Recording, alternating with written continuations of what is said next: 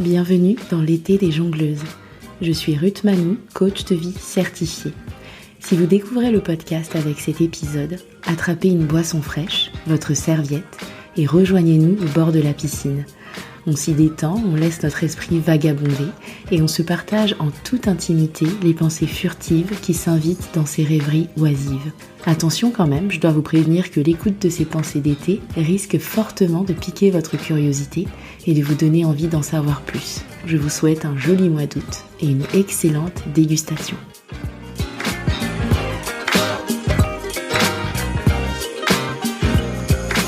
Hello tout le monde! La pensée à grignoter d'aujourd'hui porte sur la façon dont sont formées les croyances de référence et elle m'a été inspirée par mon fils de 7 ans. Depuis qu'il est en âge de parler et de raisonner, il a une mémoire impressionnante. Il est capable de nous parler d'événements qui ont eu lieu alors qu'il était vraiment petit.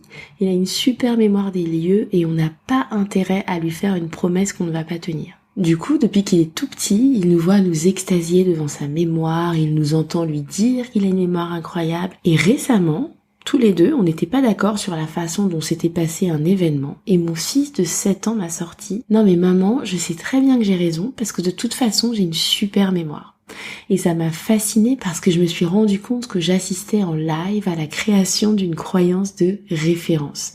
Et cette croyance va rejoindre son set de croyances sur lui-même et former son concept de soi. Il y a des chances qu'il se perçoive comme quelqu'un qui a une super mémoire et qu'il agisse de façon à confirmer cette pensée pour lui-même. Et c'est exactement comme ça que ça se passe pour nous toutes et pour nous tous. Avec le bonus que quand on devient adulte, on acquiert le pouvoir de modifier pour nous-mêmes notre set de croyances sur nous, sur les autres et sur le monde.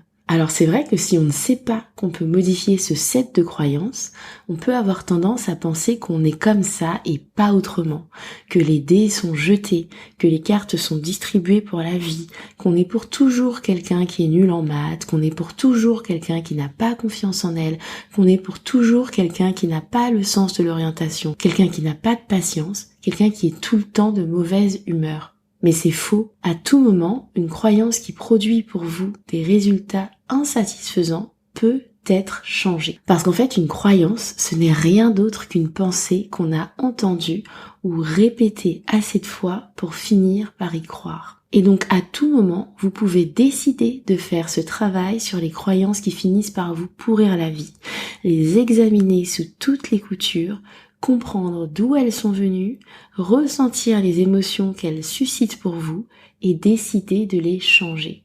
Et heureusement que c'est possible de faire ce travail-là, parce que si je n'avais pas changé un bon nombre de croyances acquises pendant mon enfance pleine de maltraitance, je ne serais pas ici avec vous à faire ce que je fais. Et heureusement aussi que c'est possible parce que j'ai beau faire de mon mieux avec mes enfants, je sais qu'il est possible qu'ils développent aussi des croyances sur eux-mêmes qui ne leur serviront pas, du fait de mes interactions avec eux. Et enfin, heureusement que c'est possible, sinon mes clientes n'obtiendraient jamais aucun résultat. Or, elles obtiennent des résultats. Et vous alors ?